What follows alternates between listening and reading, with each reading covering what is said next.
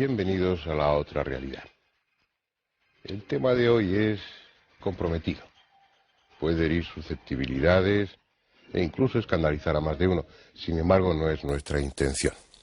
Vamos a ocuparnos de Jesús. Lo haremos desde la perspectiva histórica, desde la perspectiva social, incluso desde la perspectiva filosófica, pero no desde la religiosa. Lo mismo que Krishna, que Buda o que Quetzalcóatl, Jesús es ya un personaje universal, un arquetipo. Pero como ellos también fue un hombre, una persona de la que ignoramos casi todo. Lo que nos ha llegado sobre él, sobre su vida, es lo que figura en los evangelios, y estos tienen un carácter más piadoso que biográfico. De hecho, entre los 4 evangelistas hay contradicciones, hay lagunas, hay datos históricos que no corresponden con la realidad. Es decir, vamos a ocuparnos del hombre dejando aparte su supuesta divinidad, que ese es un tema de fe y no de raciocinio. Como es habitual, antes de entrar en el coloquio, vamos a ver la primera parte de un documental que hemos preparado para hoy.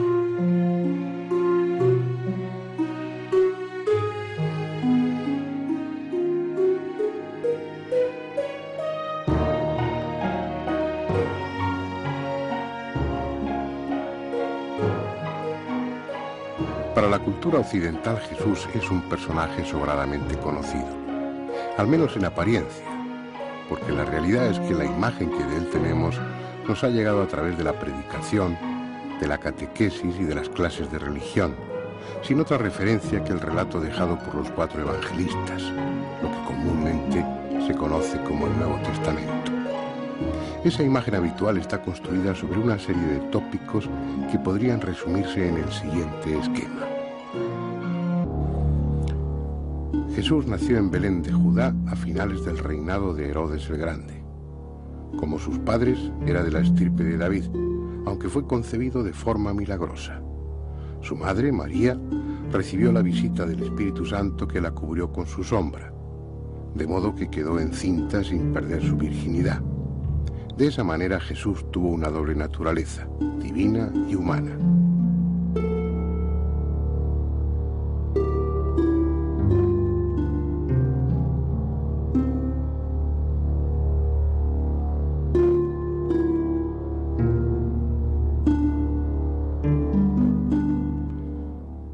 Tras muchos años de silencio y sin una actividad conocida, fue bautizado en este río, el Jordán, por Juan el Bautista.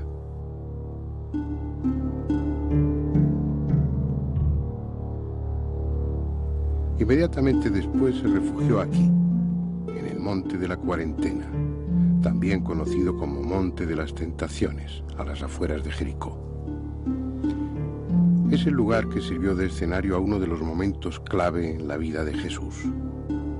Solo, sin otra compañía que la de las fieras y la de los ángeles, metafóricamente sus instintos y su espiritualidad, alcanzó el grado de evolución necesario para trascender su condición humana, lo que simbólicamente se manifiesta venciendo las tentaciones del demonio y asumir su compromiso como redentor. Tras ese periodo de ayuno y meditación abandonó este paraje para iniciar lo que se ha dado en llamar su vida pública, dirigiéndose a Cafarnaún, donde comenzó a predicar la inminente llegada del reino de Dios.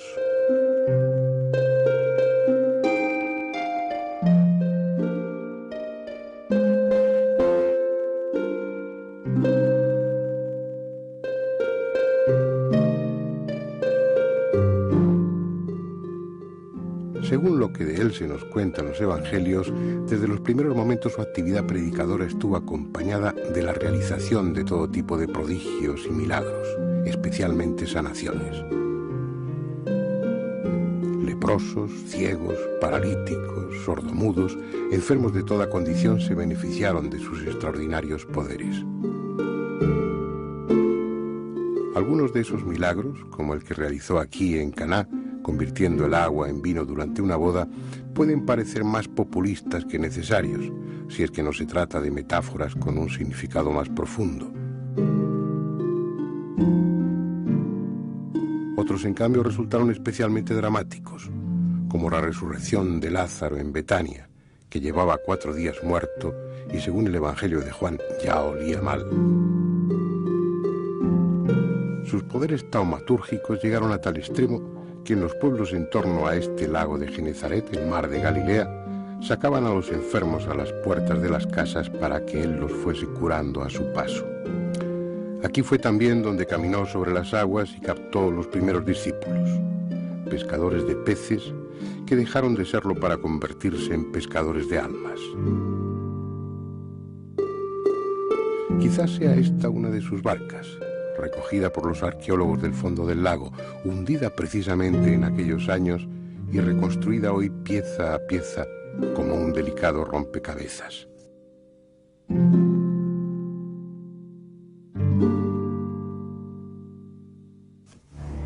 Ese esquema de vida aprendido en escuelas y catequesis nos habla también de su entrada triunfal en Jerusalén, conmemorada cada año en el Domingo de Ramos por centenares de peregrinos que recorren la ciudad en procesión.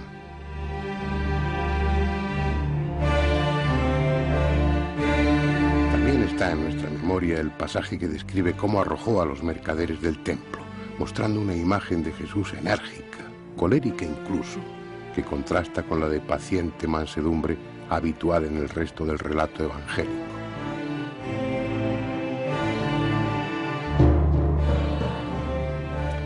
Ese mismo esquema, innumerables veces repetido y por todos aceptado, nos dice que aun siendo el Mesías que el pueblo esperaba, su mensaje resultó tan distinto y desestabilizador para las jerarquías judías que éstas intrigaron hasta conseguir que las autoridades romanas lo detuvieran.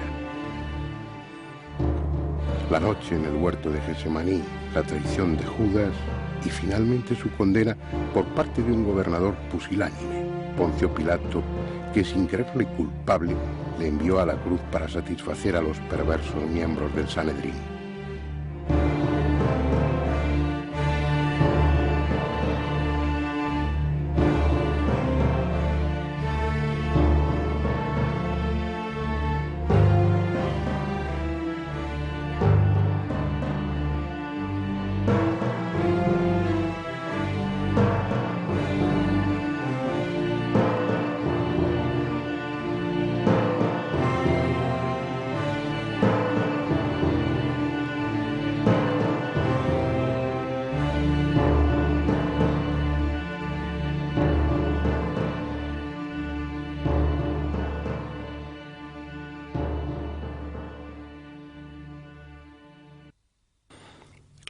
Sin embargo, no todo acabó ahí. Jesús resucitó, confirmó a la iglesia que había fundado en vida para que continuase su obra y ascendió a los cielos, no sin antes prometer que vendría de nuevo al final de los tiempos para juzgar a los vivos y a los muertos.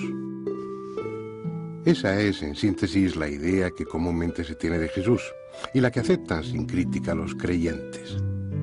Sin embargo, desde el punto de vista histórico y atendiendo a la realidad de los hechos y no a su aspecto religioso, la figura de Jesús es en gran medida una incógnita.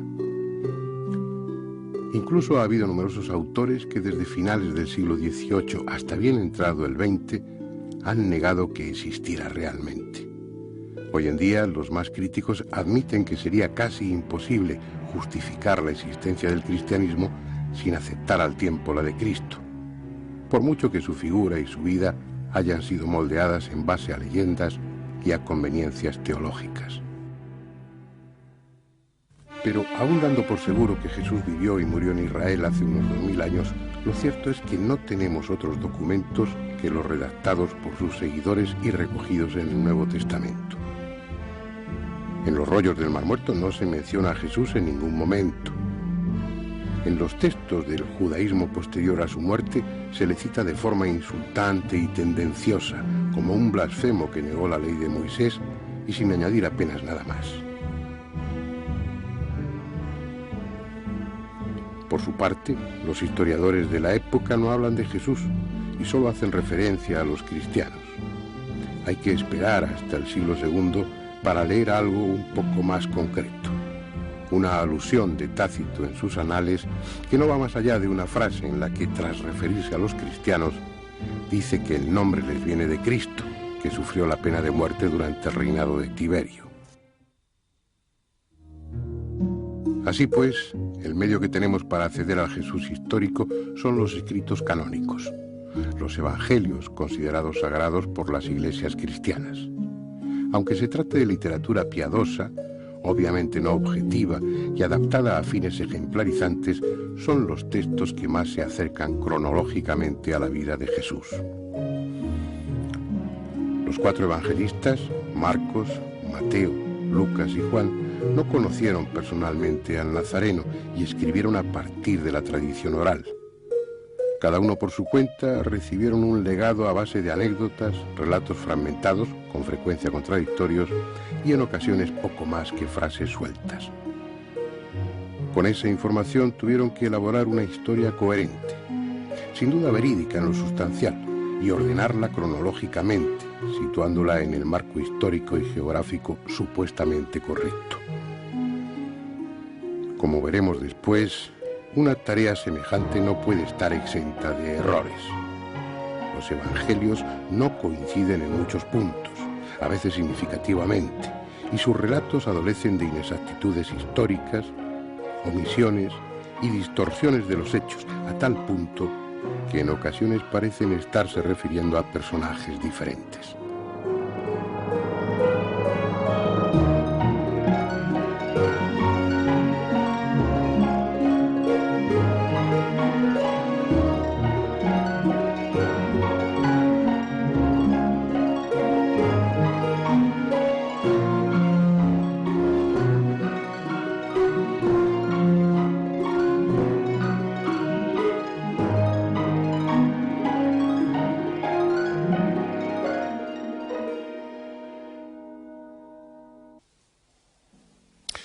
Bien, vamos a ver a nuestros invitados de hoy, comenzando por la derecha.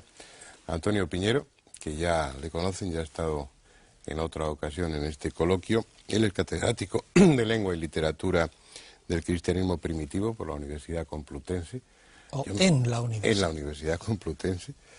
Y yo me había aprendido lo de la filología neotestamentaria y no me lo dejas decir nunca, que eras catedrático es que no lo entiende la gente, aunque es verdad. Bueno, es una de tus especialidades, el cristianismo, tus libros, bueno, has escrito muchos, pero sobre el origen del cristianismo tienes uno, otros sobre las fuentes del cristianismo, otros sobre el propio Jesús, dedicado fundamentalmente a los evangelios apócrifos, y pienso que vas a aportar mucha materia para este coloquio. A veremos. Muy bien. Bueno. Espero. Jorge Manuel Rodríguez, que también has estado con nosotros cuando estuvimos hablando de la Sábana Santa. Efectivamente. Él es vicepresidente primero del Centro Español de Sindonología, además de profesor de Derecho Civil en la Universidad de Valencia. O sea que al estar en el Centro de Sindonología y ocupar un cargo como el tuyo, la figura de Jesús también te tiene que ser muy familiar, supongo. Claro, ¿no? efectivamente, aunque no es nuestro objetivo directo, pero la verdad es que el interés por la figura de quien se supone que es el que está en la Sábana Santa, lógicamente es algo connatural. Como yo decía en la introducción, aquí nos vamos a tocar, o lo menos posible, el aspecto religioso. Pienso que vamos a ocuparnos del aspecto humano, del aspecto social, del aspecto histórico. Y bueno, lo de la Sábana Santa no contradice para nada lo que aquí vayamos a exponer. Salvador Freixedo, ya casi, no voy a repetir lo mismo que he dicho en tantas otras intervenciones de él, es súper conocido, especialista en estas cuestiones, con multitud de libros, y que además, bueno, en este caso concreto, pues nos ayuda el que él sea teólogo, el que haya sido jesuita durante 30 años, y bueno, la figura de Jesús pues también es más que conocida para él, ¿no? Así es. Sí. dediqué mi vida, fíjate, 30 años más o menos primero a aprender quién era ese personaje y después a predicarlo. Bien. Honestamente. Bueno, me parece bien. Andrés Averasturi, que... ¿Qué quiere decir de mí? Nada. Porque una semana más aquí estamos. Casi ya no digas nada. Afortunadamente para nosotros. Y que no se te ocurra faltar ni una sola. Yo no sé cuáles son tus creencias, pero la figura de Jesús supongo que también ha despertado tu interés. Claro. El mío también.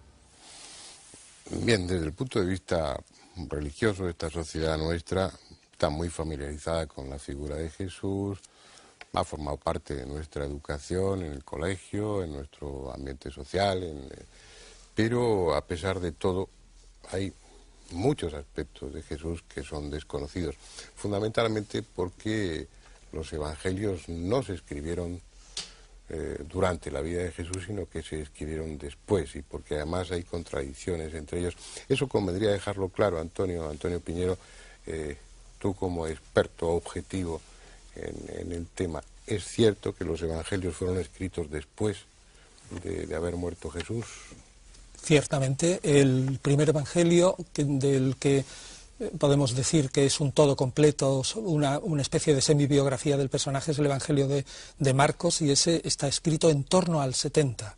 En las últimas introducciones al Nuevo Testamento dentro del ámbito católico, digamos que suelen ser las que intentan acercar más hacia el personaje Jesús este escrito, lo más pronto que se pone es en torno al 67-68, pero en general, o sea, 40 años más tarde, es decir, 40 años más tarde. Casi con toda probabilidad, los evangelistas no conocieron personalmente eso es seguro. a Jesús. Eso es seguro. Es decir, para construir esa biografía de Jesús que figura en los evangelios, tuvieron que basarse en tradiciones, en relatos y en lo que contaron personas mayores que lo habían conocido. Exactamente así, y eso lo dice San Lucas claramente al principio de su evangelio, que él tiene fuentes escritas, una de ellas es el mismo Marcos, y otra que él iba hablando con lo que él llama ministros, y testigos de la palabra, o testigos visuales, y que de ahí sacaba una serie de cosas y él las escribía en orden. Es decir, que él mismo confiesa que él no conoció a Jesús.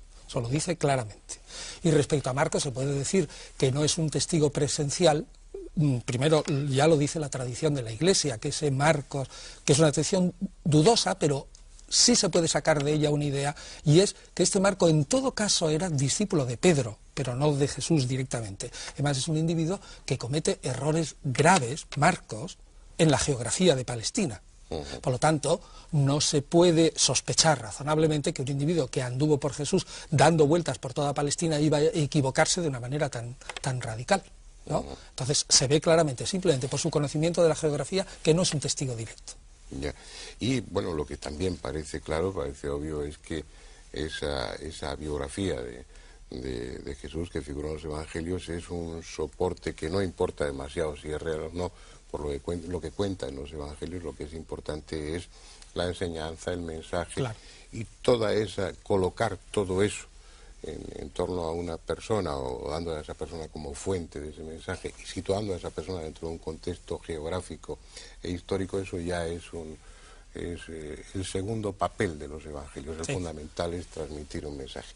Bueno, vamos a entrar en el coloquio, que no quiero que lo monopolicemos entre tú y yo. ¿Por dónde lo enfocamos? A mí me gustaría poner una cuadroplevisión del personaje y 4 puntos de vista. El primer punto de vista yo le llamaría el punto de vista de Kriveliov, un ruso que escribió todo un libro y reunió todos los testimonios. La posición del ruso: Cristo no existió. Y hay mucha gente que cree que no existió físicamente. Y no solo él, sino que en la teología, para mí, teología es sinónimo de mitología. Pero hubo, por ejemplo, Bullmann, es uno de los... Eso lo dices tú, que eres teólogo. Sí, no es que yo no creo ya en eso. Y me gusta el tema. Yo, después de que me salieron los jesuitas, entonces cuando realmente empecé a profundizar en la teología, pero ya sin aquel arnés que tenía antes. Pero para hacer una breve mi intervención, Bullmann, por ejemplo, entre la teología protestante es uno de los más avanzados. Y llega a decir esto, que no es muy importante si Cristo existió o no existió, lo importante es la fe en Cristo. Y lo siguieron Schweitzer y gente de valer, lo cual para mí es un disparate tremendo, ¿eh? Bueno, segundo, la segunda podía ser lo que dice la posición de Antonio Piñero. ¿Qué dice Antonio Piñero? Lo dirá él, ¿verdad? Y si lo digo mal, que lo diga. Cristo fue un ser normal, nació normalmente, y luego la tradición, los biógrafos, la devoción y los siglos le fueron echando encima cosas y lo convirtieron en lo que es. Tercera posición, la de la Santa Madre Iglesia Católica, que dice lo que dice. Cristo nació de siempre, Dios, hijo de Virgen, y de toda la eternidad, y parecía parte de una Trinidad, etcétera, etcétera. Todo lo que sabemos, la teología de la cual yo me imbuí. Y por último, yo quiero poner una cosa muy personal, que no es que lo diga yo, sino que lo he descubierto muy tarde, es el Cristo budista. El cristianismo es un budismo occidentalizado, porque yo por muchos años porque siempre me lo echaron para nada. Me recuerdo el padre Henri de Lubac, era un jesuita muy famoso, y dijo, nada más sugirió, que había cierta influencia en el Antiguo Testamento, había cierta influencia budista, ¿verdad? Y apuntó algo incluso en el Nuevo Testamento. Un buen día el profesor de teología, por supuesto, de una de las muchas disciplinas dentro de la teología, nos dijo, el padre Lubac ha sido retirado de la biblioteca. Y lo silenció completamente A nosotros no lo retiraron, lo silenciaron, y Lubac estuvo por mucho tiempo. ¿Por qué dijo eso? Pero ahora, modernamente, me he dado cuenta de que realmente el cristianismo es un budismo occidentalizado. Y Cristo era un personaje prácticamente que trajo el budismo acá, el primitivo cristianismo, el de las actas de Tomás y por ahí. Después ya, estoy contigo, le empezaron a echar encima cosas y lo convirtieron en todo lo que lo han convertido. Eso es mi visión de los cuatro Cristos que hay. Sigo pensando, sí, que es un personaje no normal. No, Cristo vino preparado como vinieron otros, como vino Krishna, que fue otro señor, le guste a la gente o no le guste, como vino, no al principio, sino al mismo Mahoma, etcétera, como vino Buda, como vino Nanak, a quien no conoce nadie, pero fue todo un señor que hay 500 seguidores, como vino Mahavira, etcétera, etcétera, etcétera. No, pero vamos a ver, Salvador, lo que yo creo que no es correcto desde el punto de vista histórico que tú digas que Jesús trajo el budismo a Palestina. Eso es desconocer un poco, o desconocer cuál es el ambiente. Yo te puedo dar pruebas. ¿Cuál es el ambiente de Palestina en el siglo I? ¿Y cuál es el ambiente de la India? Pero ¿Tú lo conocías? El ambiente de la India lo conocemos por los escritos que nos ha legado la India, y el ambiente de Palestina lo conocemos por los escritos que nos ha legado la Palestina del siglo I.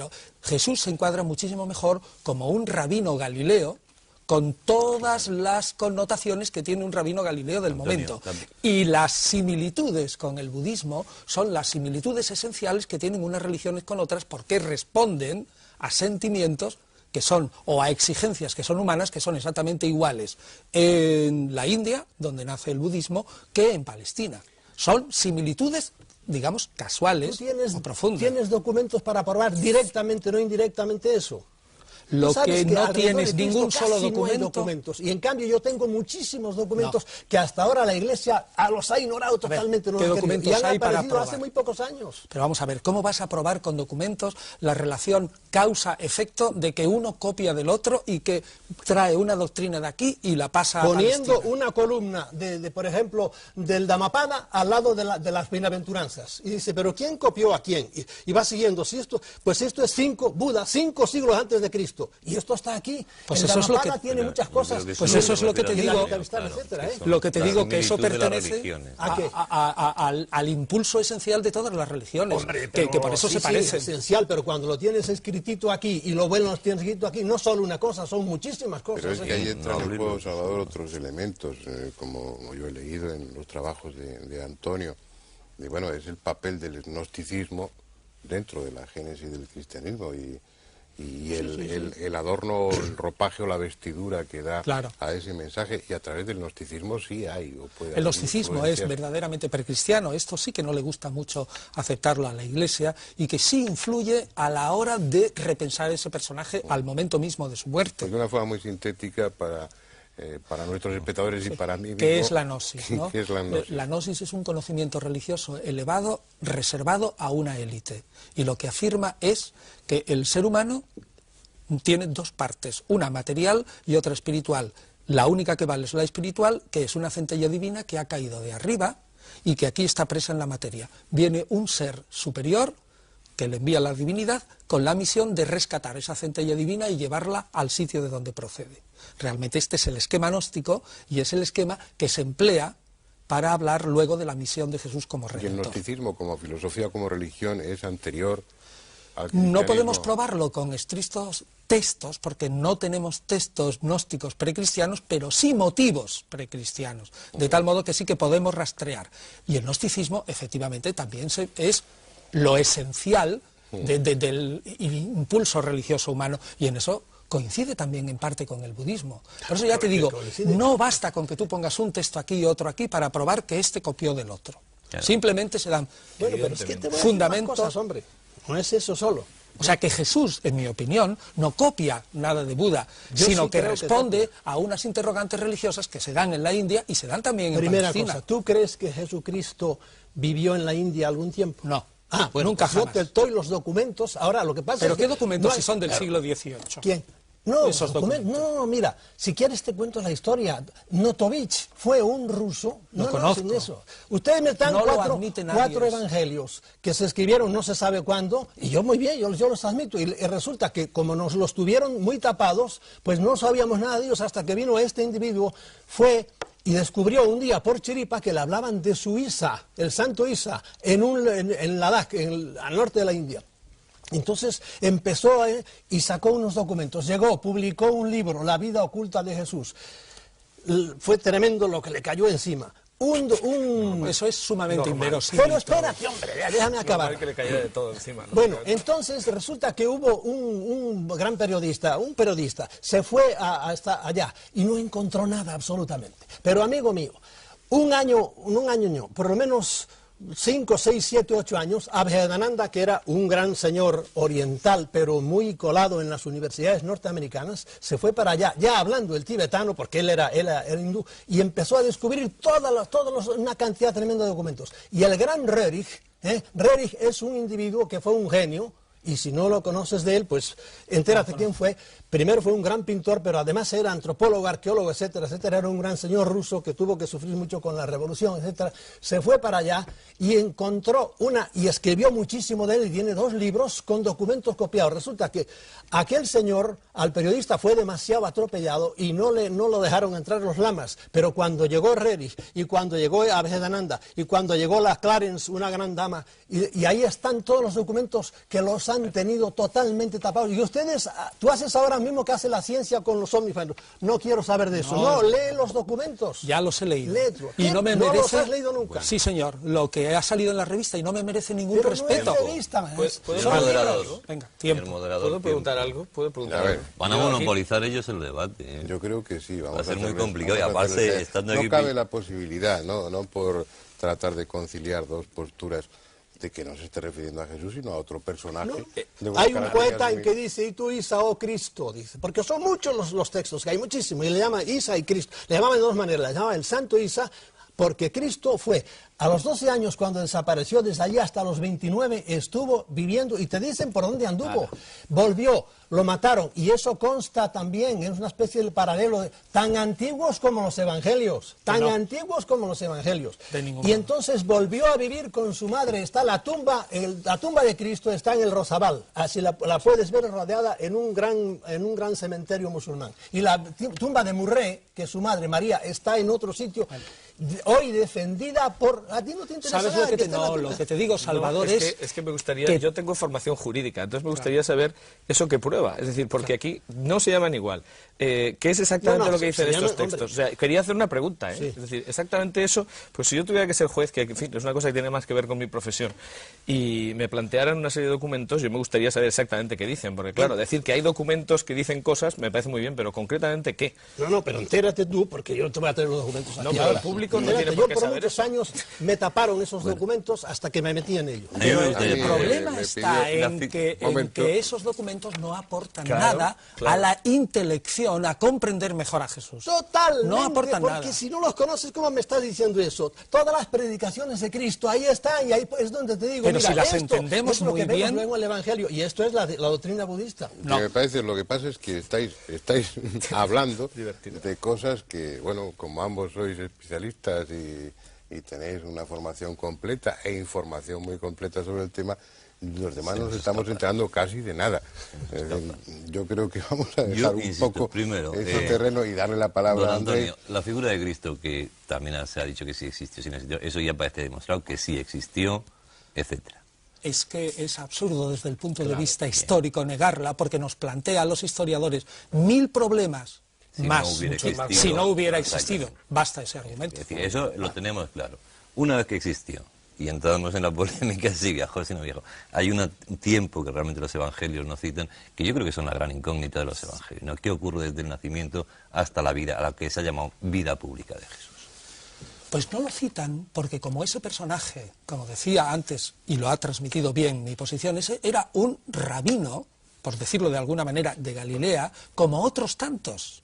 Y por lo tanto, hasta que no empezó su vida pública, no causó la más mínima sensación. Evidente. Y por lo tanto, es que no hizo nada. Claro. No había nada que transmitir, era como otro sujeto más. Una vida cotidiana normal. Una vida corriente, como hace aquel que va a la sinagoga, se va imbuyendo de los textos sagrados y va reflexionando. O sea, que yo creo que es buscarle 5 pies al gato y que no existe, el intentar sacar de esa famosa vida oculta algo que ilumine la personalidad de Jesús. La personalidad de Jesús se ilumina suficientemente en sus rasgos generales estudiando los testimonios de los 4 evangelios. Y vale. Yo pongo otra vez de nuevo, hay documentos, estudienlos, de los 12, el Notovich escribió el libro Los años perdidos de Jesús y trataron de hundirlo y de hecho lo hundieron. ¿Y sobre qué se basaba eso? ¿En qué documentos se basaba? Los documentos que él encontró en la masería de Emis, en concreto, en Ladakh. Pero es que no solo, él vio él no sabía tibetano, tenía un traductor y se lo fue copiando allí. Entonces, los frailes le dijeron, al principio no se los quería enseñar, los frailes le dijeron, pero esto es una copia, pero hay copias en pali y hay copias en bengalí y hay muchísimas copias Salvador, de los años perdidos. Y si eso fuera tan evidente, no habría una mayor publicidad de todo eso, por mucha fuerza que pudiera tener la Iglesia. Cuando Faber-Kaiser escribió su libro Jesús vivió y murió en Cachemira, fue a hablar al cardenal y dijo, voy a publicar esto. Y Faber-Kaiser, y me lo dijo a mí, creo que lo publicó en la cosa, dijo, por favor, no hable de eso, le dijo el cardenal, porque esto a nosotros nos pone patas arriba. Vamos a ver, Salvador, mira, antes decías lo de Lubac. El señor de Lubac que tú dices que lo apartaron es el cardenal de Lubac. La Iglesia jamás apartó a de Lubac. Bueno, eso es una cosa, es el cardenal de Lubac. Y antes no te lo he querido decir. No, la Iglesia es que yo te lo digo, yo fui jesuita, yo tenía una biblioteca, yo te he dicho, a mí me apartaron a bueno, pero vamos a de mi biblioteca, de modo que no me importa. Vamos a centrar el debate. Este personaje porque yo he dicho que de mi biblioteca, a mí me lo dijo, y eso no lo puedes rebatir tú porque eso lo viví yo. A mí me dijeron, el cardenal de los libros del padre de Lubac, como se decía el padre Congar. Y luego le hacen cardenal, ¿no? O sea, lo apartan de la biblioteca y lo hacen cardenal. Anda, pero no, pero sería cuando era cardenal ya. Pero de hecho lo echaron para un lado. Se acabó, los libros de él no. Bueno pues, es igual, vamos a ver, mira. Este personaje lo podemos dividir en Jesús y en Cristo. Jesús, digamos, es el personaje histórico y Cristo es el personaje en cuanto Mesías, y los cristianos opinan que es Mesías, y todo lo que, en mi opinión, se le echa encima a la figura histórica. Hay un Jesús real del que nunca llegaremos a saber, es decir, cómo vivía exactamente, qué comía, qué vestido llevaba y todo eso, eso no lo podemos saber. ¿Por qué? Pues porque no tenemos ni un solo texto que nos lo diga. Solamente lo podemos adivinar a base de textos parecidos de cómo vivía la gente en el siglo I. Luego hay otro Jesús de la historia, que es más o menos... Palestina, ¿verdad? Cuando él andaba por otro sitio no estaba en Palestina. Pero que, bueno, bien, dejemos eso. Hay otro Jesús histórico... Hay otro Jesús... No comento, no pongas cosas. ¿Tú quieres hablar de la síndrome? ¿Tú qué dices tú de la...? De eso hablamos en otro programa, pero... en este, por ejemplo, el documento que dieron los alemanes diciendo este señor que estaba enterrado en esta cosa estaba vivo. ¿Qué dices tú de eso? Pues que no es que lo diga yo, es que todos los forenses que han estudiado el tema dicen que no es verdad. Pero aquellos forenses, ¿verdad? Dijeron que sí que era cierto, ¿eh? No, pero es que no es cierto. Se dijo en base a... tú, yo te digo lo contrario. Bueno, yo le digo, pero yo lo que quiero decir, cuando afirmo algo, intento decir por qué. Que es otra cosa que yo siempre me gusta que la gente diga, no, eso, yo afirmo tal cosa, pero explique por qué, porque tenemos tiempo para hacerlo. Bueno, pues yo intento hacer eso. Es decir, ¿qué se dijo? Precisamente fue el año 39. Hubo alguien que dijo, sangró, luego los muertos no sangran, luego evidentemente estaba vivo. Bueno, lo que pasa es que luego los estudios forenses te dicen, si le dan a uno una lanzada en la aurícula derecha, efectivamente ahí sí hay sangre en una persona muerta, por tanto no hay ninguna contradicción. Y por otro lado, se puede distinguir perfectamente entre el líquido pulmonar, por ejemplo, que sale, o la sangre de zonas que ha sangrado estando vivo y estando muerto, y se puede distinguir perfectamente. O sea, esto no está en discusión. Eso se dijo en el año 39, cuando se había estudiado muy poco, y de las sábanas santas tenía una foto más o menos potable, la del año 31, y una muy antigua de lejos, de 1898, y no se había estudiado prácticamente nada.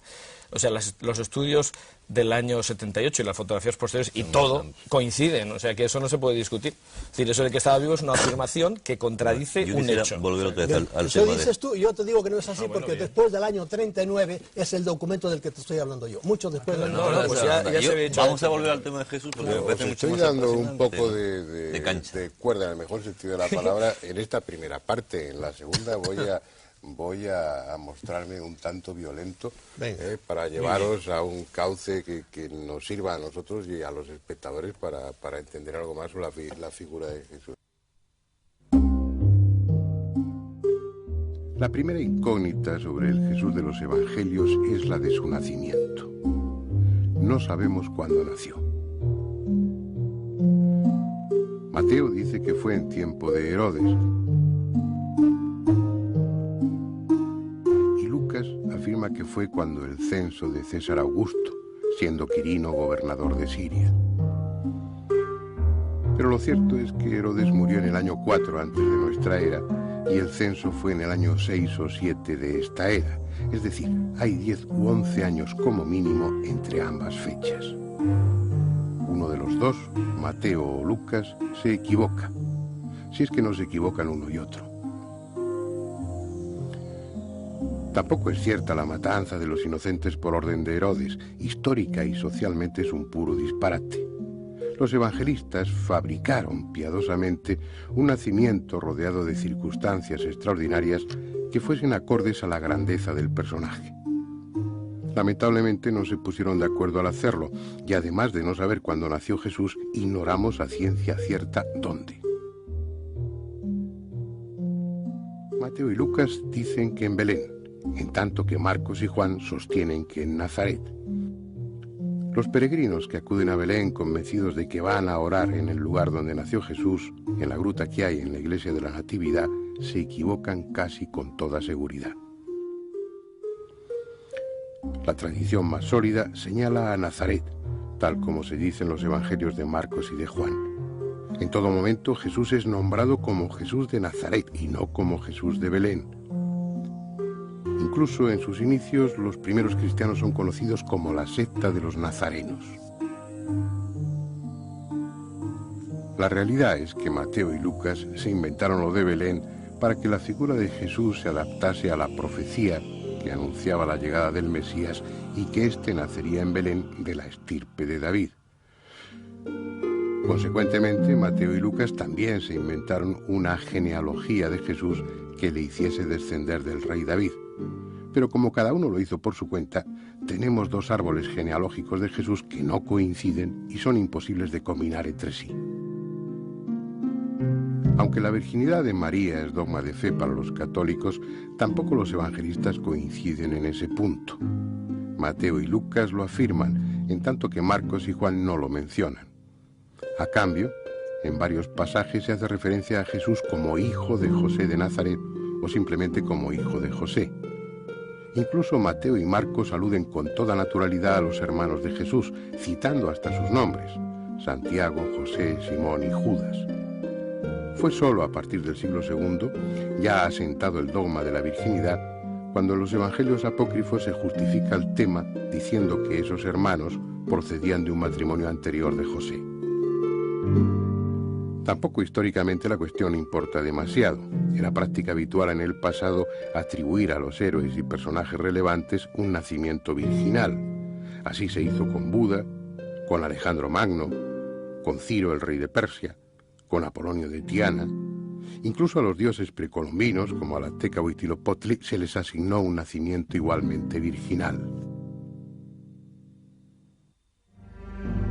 La única deducción lógica es que su nacimiento, lo mismo que su infancia y juventud, son una pura especulación redactada bastantes años después de su muerte, cuando el cristianismo empezaba a tomar cuerpo. Los pocos datos relativamente fiables son los que corresponden a su vida pública y aún así están sazonados convenientemente para mejor ajustarlos a la doctrina que sus seguidores construyeron en torno a su figura. Por ejemplo, cuando inicia su misterio en Cafarnaún, lo hace anunciando la inminente llegada del reino de Dios. Esa urgencia en su mensaje, ese aviso de algo que está a punto de suceder, es indiscutible incluso para los exégetas católicos. Os aseguro que todo se cumplirá antes de que pase esta generación, se recoge textualmente en el Evangelio de Mateo. Se ha cumplido el plazo, el reino de Dios está cerca, anuncia en el Evangelio de Marcos. Está refiriéndose al final del mundo, al comienzo casi inmediato del anunciado por los profetas reino de Dios. ¿Qué sentido tenía entonces fundar una iglesia para continuar su obra? Su predicación es clara, hay que dejarlo todo, posesiones, trabajo, familia, porque ya no hay tiempo. Es ese el aspecto más peligroso de su mensaje para el poder establecido. El anuncio de una teocracia, el retorno del Dios Yahvé para reinar sobre Israel implicaba el fin del poder romano, el fin de las instituciones, el final de cualquier autoridad humana o material. Además, ese mensaje no surgía como algo aislado, era uno más dentro del ambiente de agitación que se vivía en Galilea. La ocupación de Roma no era solo la ocupación del país, era por encima de todo la usurpación de un poder y unos atributos que correspondían a Dios, el único rey lícito de Israel. Los movimientos de liberación de carácter más radical, como los de Yehudá ben Ezequías o Juan de Giscala, procedían también de Galilea. La campaña liderada por Jesús se inició en el momento políticamente más inoportuno. Tampoco se trataba de un movimiento puramente espiritual, en él había inevitables connotaciones políticas y también nacionalistas. La universalidad que se le ha querido dar a su mensaje poco tiene que ver con lo que en los propios evangelios se recoge.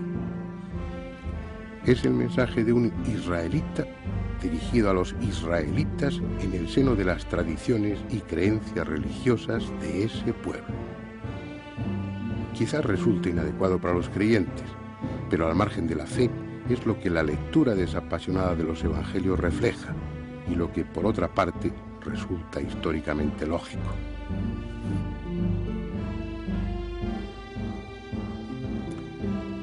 Otra cuestión debatida dentro y fuera del ámbito religioso es si Jesús fue o no esenio. Los manuscritos del Mar Muerto, encontrados en Qumran, retratan a su fundador, el maestro de justicia, con perfiles muy parecidos a los de Jesús. Ambos se sienten profetas y guías de un grupo selecto, al que preparan por la penitencia para la venida del reino de Dios. Ambos son celosos de la ley mosaica. Ambos se enfrentan contra ciertos estamentos del judaísmo oficial. Ambos tienen un esquema dualista de la vida espiritual, reducida a la lucha de Satán contra Dios. Ambos sostienen que el fin del mundo es inmediato. Sin embargo, al final de su vida Jesús modificó su orientación inicial, ocupándose más del fondo, de lo esencial, y dando menos importancia a los detalles rituales y a los preceptos. Tal vez tuvo contactos e influencias esenias, pero si perteneció a la secta, debió retirarse de ella. Respecto a su muerte, todo parece señalar que, en contra de lo que se sugiere en los evangelios, debe atribuirse a los romanos y no a los líderes judíos. El papel mesiánico asumido por Jesús, sobre todo en su última etapa, le colocó inmediatamente en la posición de enemigo de Roma y, como tal, como revolucionario mesiánico, fue condenado a muerte. El que esa decisión favoreciera los intereses de los saduceos, que se beneficiaban de su posición de intermediarios entre el pueblo y el imperio, no quiere decir que fueran ellos los promotores de tal condena. A la postre, Aunque sólidamente argumentadas por filólogos e historiadores, estas interpretaciones aquí expuestas no resuelven plenamente el enigma. Tan solo aportan una visión diferente, más acorde a las circunstancias políticas y sociales que vivió Jesús, pero también incompleta. No es posible ya saber cómo era, cómo sentía o cómo pensaba. ¿Y acaso no importe? Su papel como arquetipo, como modelo para muchos, hace siglos que trascendió al personaje humano.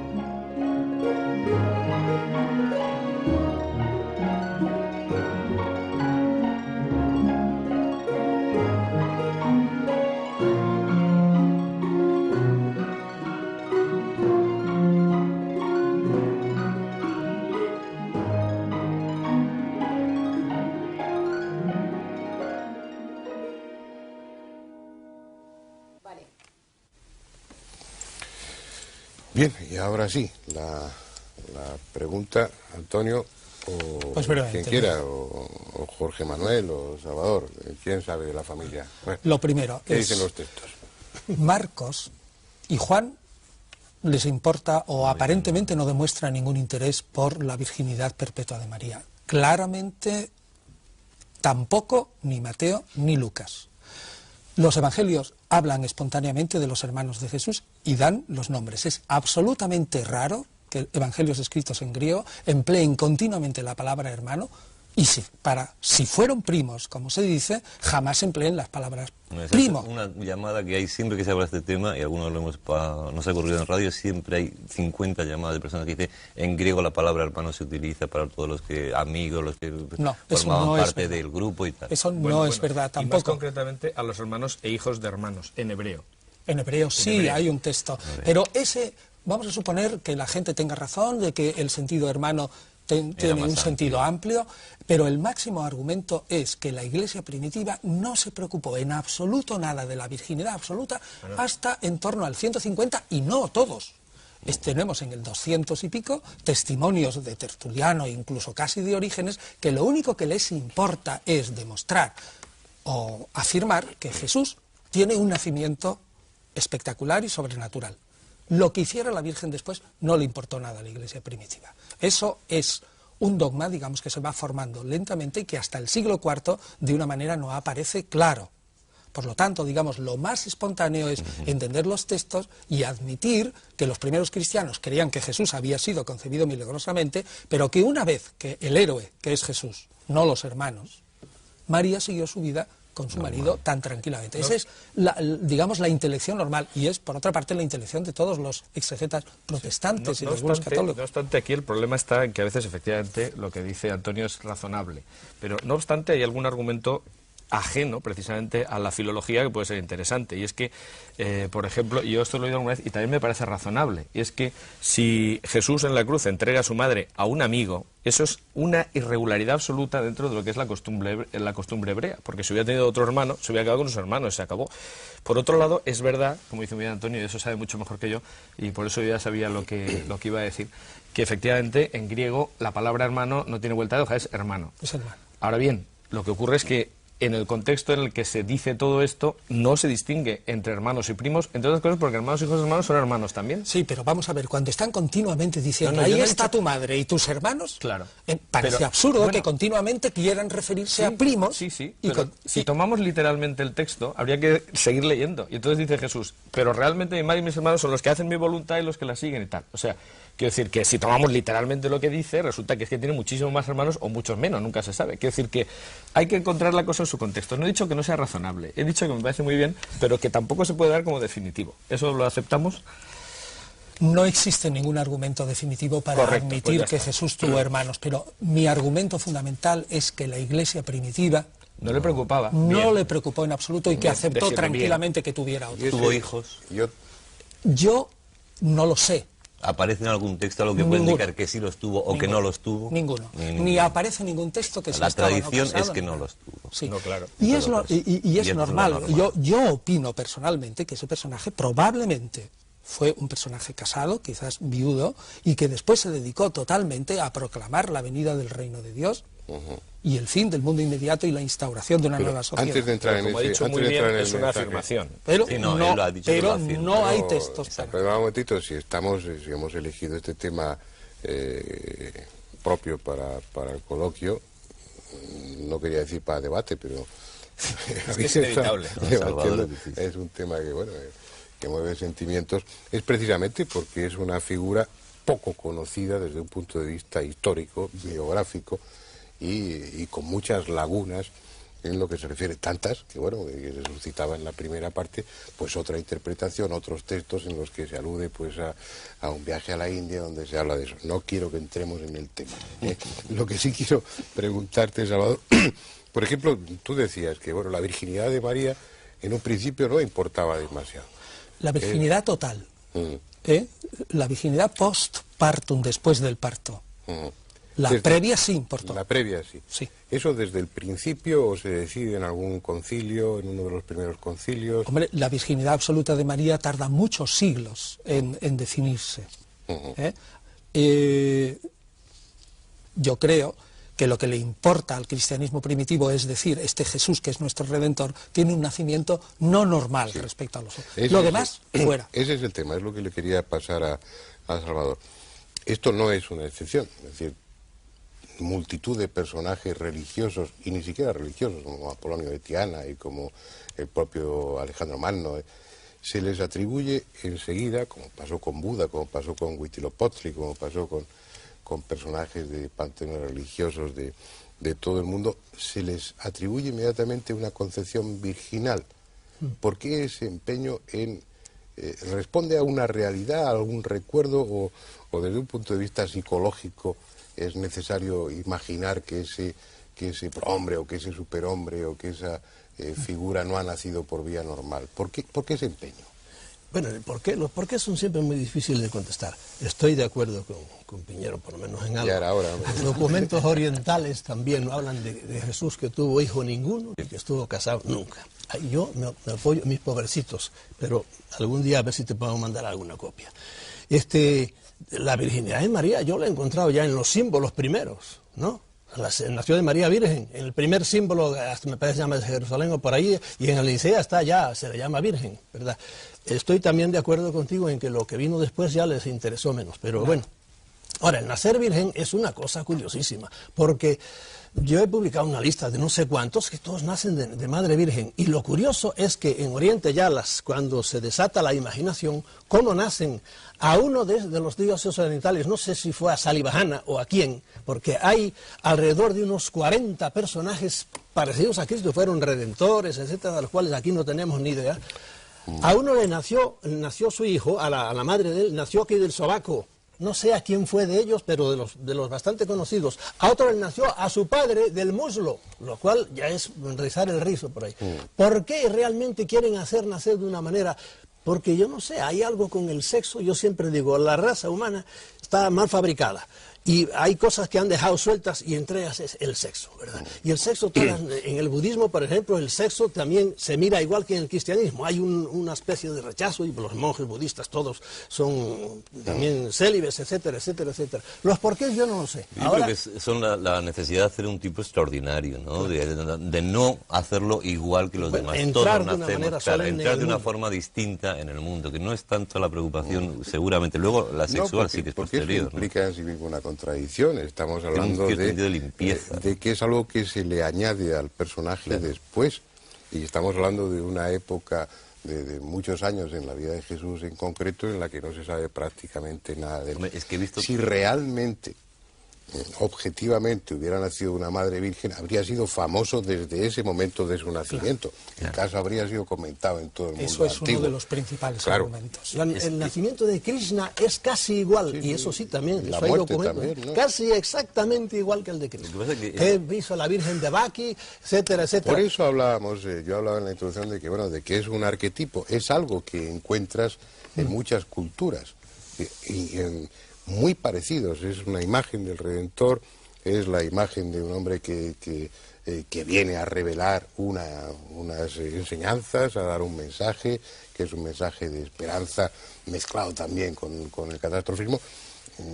pero es casi una constante en todas las situaciones. Y coges a Quetzalcóatl y puedes establecer una similitud, un paralelismo con la figura de Jesús. Coges a Krishna también y coges a otros muchos personajes religiosos del mundo que lleva muchos miles de años. Lo que pasa es que me está dando ganas de contar un chiste, quiero decir que... Pues puedes contarlo, mira, es que, sí, aliviamos el... En fin, no sé si, espero que nadie se lo tome a mal. Ayer, hablando precisamente de que iba a intervenir en un programa en el que lógicamente iba a salir la historicidad de Jesús, alguien me dijo una cosa que no me resisto a contarla, y es los paralelismos que existen entre el Cid y Franco, con perdón, ¿no? Es decir, porque resulta que... No, con perdón de si... Es decir, yo en Franco no suelo mencionarlo mucho, ¿verdad? Pero, en fin, es decir, porque... Claro, claro. Porque y es curioso, pero lo voy a repetir porque me hizo mucha gracia. A lo mejor nadie más le hace gracia, pero este amigo me decía, si te das cuenta, hay un paralelismo clarísimo entre la figura del Cid y Franco, hasta el punto de que dentro de 2000 años alguien podría terminar pensando que es una reelaboración entre uno y otro. Y entonces yo dije, hombre, eso no puede ser. Me dijo, sí, fíjate, fue proclamado en Burgos. Eso es, lógicamente, algo que se ha tomado de la figura del Cid. Se casó con una asturiana, exactamente lo mismo que el Cid. Sus nietas emparentaron con pretendentes al trono de Francia, exactamente igual que el caso del Cid. Hay del Cid referencias a que los moros le llamaban, y hay textos escritos que le llaman el perro gallego. Esto lógicamente está tomado y se ha elaborado la figura de Franco a raíz de esa otra. Es decir, que haya paralelismos, pues es muy interesante, la verdad es que puede ser muy curioso, pero como elemento de prueba, la verdad es que es un poco...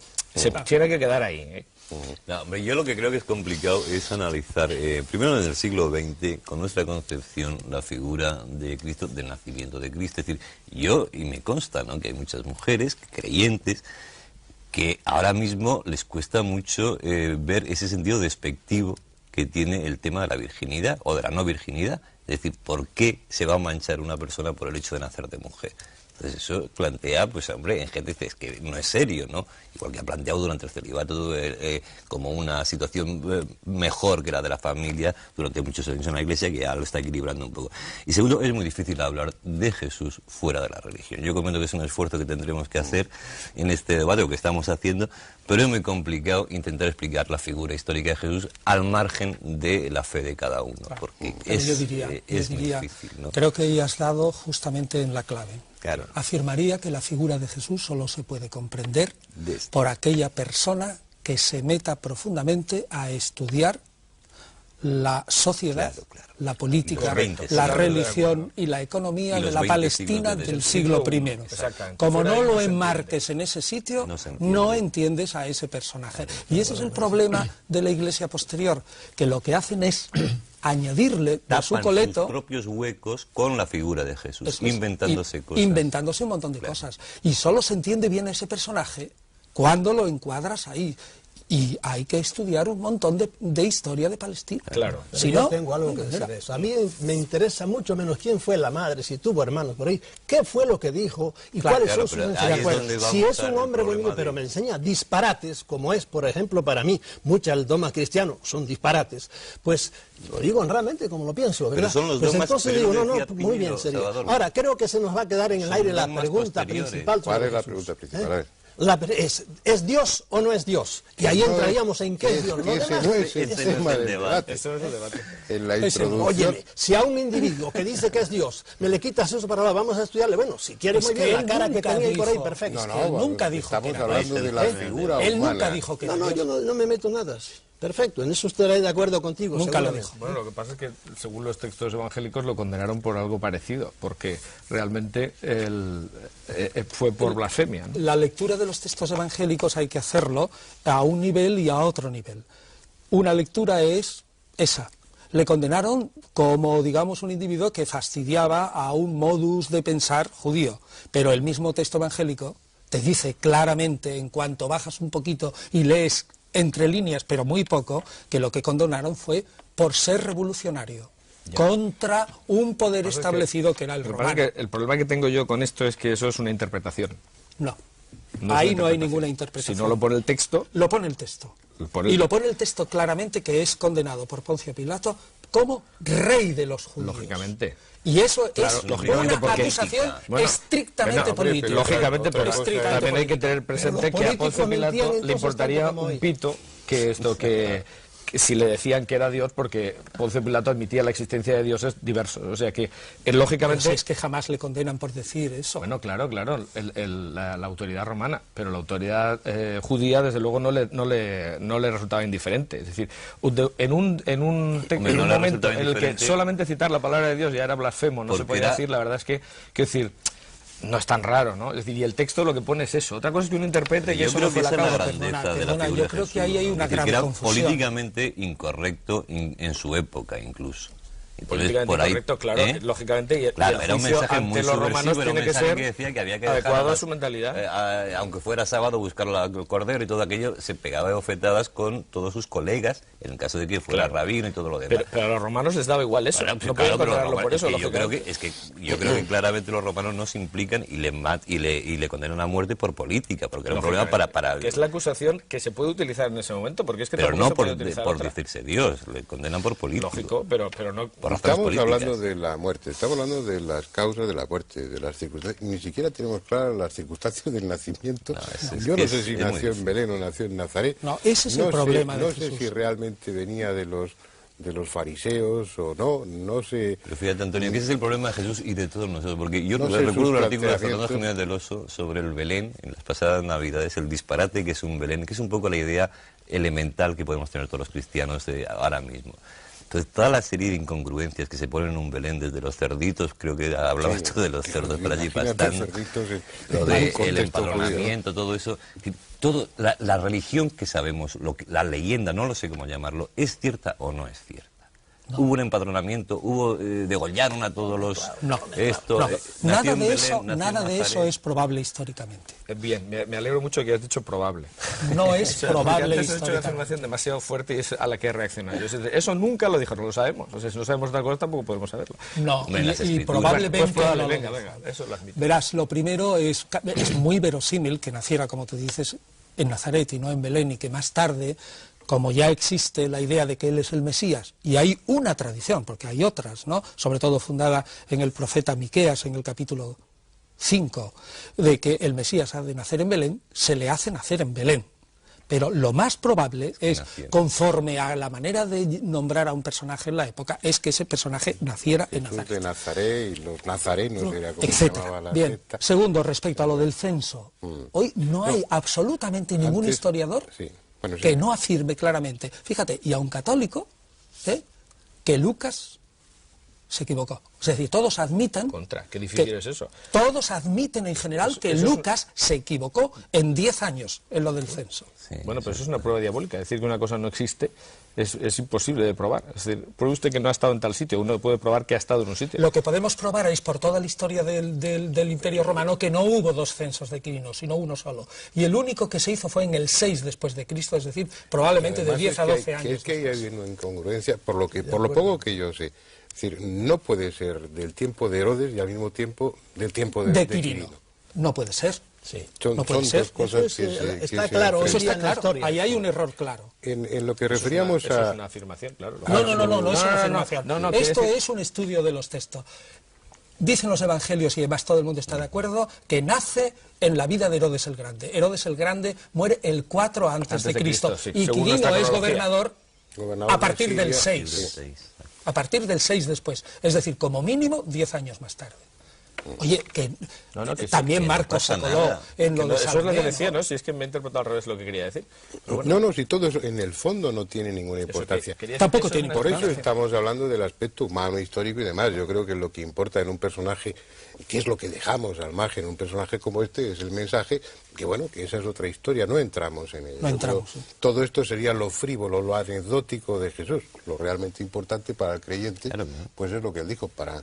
Nosotros lo estamos contemplando no desde la perspectiva del creyente, sino desde la perspectiva histórica, desde la perspectiva biográfica y social y todo lo que Lo que es importante desde esa perspectiva histórica es decirle a la gente que desde el momento de la muerte de Herodes el Grande hasta el año 60 aproximadamente, que es cuando ya se gesta la gran revolución de los judíos contra los romanos, hay por lo menos 12 Mesías.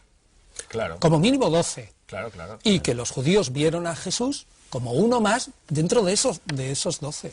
Claro, y lo interpretaron, pues digamos, pues un personaje más. ¿Por qué alcanzó esa relevancia? Estamos hablando de una Galilea, estamos hablando de una Palestina, estamos hablando de un contexto geográfico e histórico en el que el mesianismo está ahí vivo, latente, y están surgiendo presuntos mesías cada continuamente, de Juan de Marsala hasta no sé cuántos. ¿Y por qué cuaja la figura de Jesús? Ahora, me dejan otra vez poner ese es el gran mi punto de vista herético. Ahí entran, yo de nuevo tengo que ver gente de arriba, somos una granja y alguien los seleccionó, tú para arriba, y entre los 12 agarraron, no estén de acuerdo conmigo ahora, yo sí lo creo así, y cogieron ese y lo levantaron para arriba y se acabó. Como ha pasado con otros señores en otras religiones, hubo también sus discrepancias entre los fundadores y por ahí de repente uno es el que se va para arriba, porque alguien lo coge y lo levanta para arriba. Es un punto de vista muy personal y si quieres muy herético. Quiero desdecirme, por si se me entendió antes algo de lo que dije, las cosas que Jesús no dijo no fueron disparates, no, más bien decía cosas mucho más de acuerdo con el hombre que quiere evolucionar. Disparates son los que después vino la Santa Madre Iglesia a echarle al dogma y a hacernos creer en cosas increíbles, ¿verdad? Eso sí son disparates, no creer en infiernos eternos y cosas de esas, nada. Yo creo que Cristo nunca habló nada de eso. Bueno, es decir, no lo sabemos. Eso sí que es una prueba. Eso está probado que no dijo, no habló nada de eso. Bueno, no sí, lo sabemos. Hablaba de la guerra y todas esas cosas por ahí, pero bueno, eso son maneras de hablar ahí. No, como lo dice la Iglesia, definido. Pero hay más de 40 citas en los Bueno, me he perdido, no sé de qué estáis hablando. No, estamos hablando de si Jesús, por ejemplo, creía o no creía en un infierno eterno. Y yo estoy convencido de que sí creía, porque entra dentro de la mentalidad de los judíos de la Palestina del siglo I. Probablemente creía. Yo no lo pongo a él en esa mentalidad, sino que más bien en la mentalidad budista, pues no. Pero te sales totalmente de la historia. Claro. Bueno, de la historia vuestra. Vale, de acuerdo. Bueno, ¿y por qué cuaja la figura de Jesús? Mira, eso entre es esos 12 mesías. Pero eso es un problema que realmente Es lo que todavía seguimos estudiando. puede dar la historia como tal una solución definitiva. Yo te podría decir diversas razones. Primero, cuaja porque uno de sus seguidores es un hombre genial, que es Pablo de Tarso, y es capaz de ofrecer, desjudaizar esa figura, presentarlo como un salvador universal y satisfacer las necesidades de redención de amplias masas del imperio. Segundo, cuaja esa figura porque el grupo que le sigue reinventa la seguridad social. Es el grupo que mejor protege a sus huérfanos y a sus viudas, y meterse dentro del cristianismo era un seguro. Tercero, cuaja también porque tiene un talante literario maravilloso. Magnífico. Maravilloso. Es decir, que la predicación sobre los evangelios se hace fácil, porque los evangelios son una lectura bonitas y fantástica. Y cuarto, sobre todo, porque la reinvención de la doctrina de Jesús en los primeros momentos se acomoda perfectísimamente a lo que en ese momento se demandaba la sociedad. Hay ahí una operación de marketing religioso consciente o inconsciente, que es un éxito. Ahora, otras razones más profundas, bueno, pues el creyente dirá que es el Espíritu Santo, pero la historia no puede meterse en eso. Vamos a ir centrando, ya nos vamos acercando a los últimos minutos. Perdona, Jorge Manuel. Primero, no está claro. No vamos a resolver las cuestiones aquí, es completamente imposible porque, pues bueno, han ocupado mentes muy preclaras y durante muchísimo tiempo y no lo han resuelto. Pero no sabemos si nació en Belén o nació en Nazaret. No sabemos si nació en tiempo de Herodes o en tiempo de Quirino, del gobernador de Siria. No sabemos, obviamente, si tuvo hermanos o no. Estoy hablando históricamente y documentalmente de lo que podemos saber o no podemos saber. Pero hay otra historia que se nos ha vendido siempre, y es Jesús era el bueno y los judíos los malos.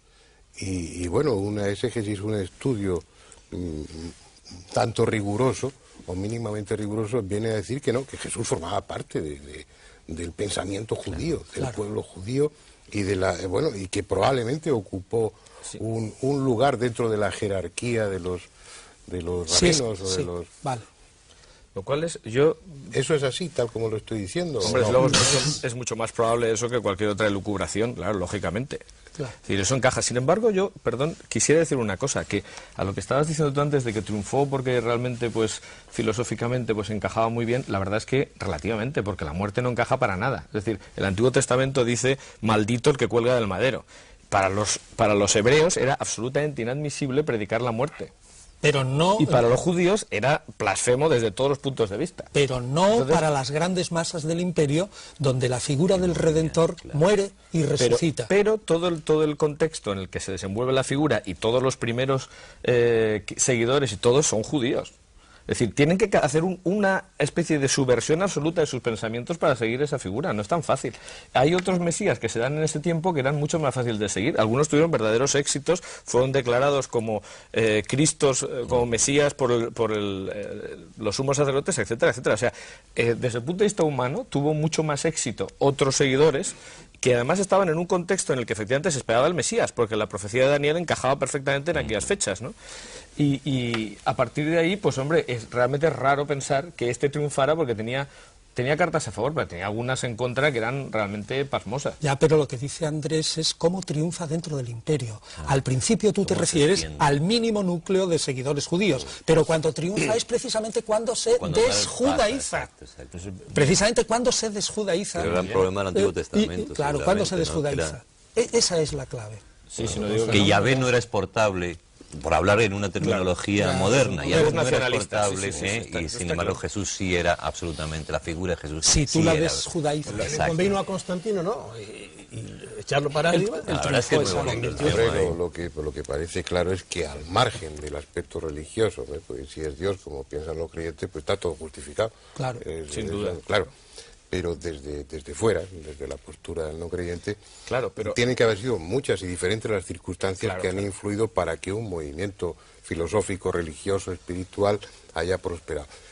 Pero que ha requerido, como hemos visto a lo largo del coloquio, que para su mantenimiento y engrandecimiento se hayan ido añadiendo elementos ficticios, piadosos, convenientes. Sí, pero hay poco tiempo, ¿eh? Es decir, lo que se refiere a los evangelios... No, ya efectivamente. No, pero me refiero que en cuanto a los evangelios, una mitificación de una figura requiere, como dicen los propios estudiosos del tema, porque este tema huele un poco a naftalina. Es decir, donde surgen las críticas sobre la historicidad de Jesús fue precisamente a partir de los enciclopedistas franceses y después, a principios de este siglo, con Bullmann y compañía, en un ambiente alemán donde el nazismo era incapaz de admitir que Dios hubiera hecho judío, etcétera. Es decir, que esto es una cosa antigua. Ni siquiera lo discutimos aquí al inicio del debate, quedaba claro que representa más problemas el negar la historicidad de Jesús que admitirla, ¿no? Claro. Partimos de un acuerdo de que existió realmente como persona, ¿no? Evidente. Bien, vamos a terminar. Yo lo siento, como pasa siempre, el tema es muy sugestivo, es apasionado y bueno... Y demuestra que efectivamente los que han estado investigando durante estos años no se han puesto de acuerdo en absoluto ninguno. Es decir, todas las teorías alternativas... Perdona, en las líneas generales sí. En las líneas generales cada vez existe un mayor consenso entre los con estudiosos. ello yo me voy despidiendo. Pero nada. Yo creo que el espectador entiende. Y bueno, yo creo que sí, que entenderán y que disfrutarán el apasionamiento, que supongo que ellos también lo han seguido con interés y con cierta pasión, porque es un tema que a todos dentro de esta cultura, dentro de esta sociedad nos afecta. Bueno, es un tema que queda ahí. Probablemente con el tiempo volvamos a otros aspectos de la figura de Jesús, porque insisto en que es realmente apasionante. Pero eso será en otra ocasión. Vamos a dejar el programa aquí. Hasta el próximo día.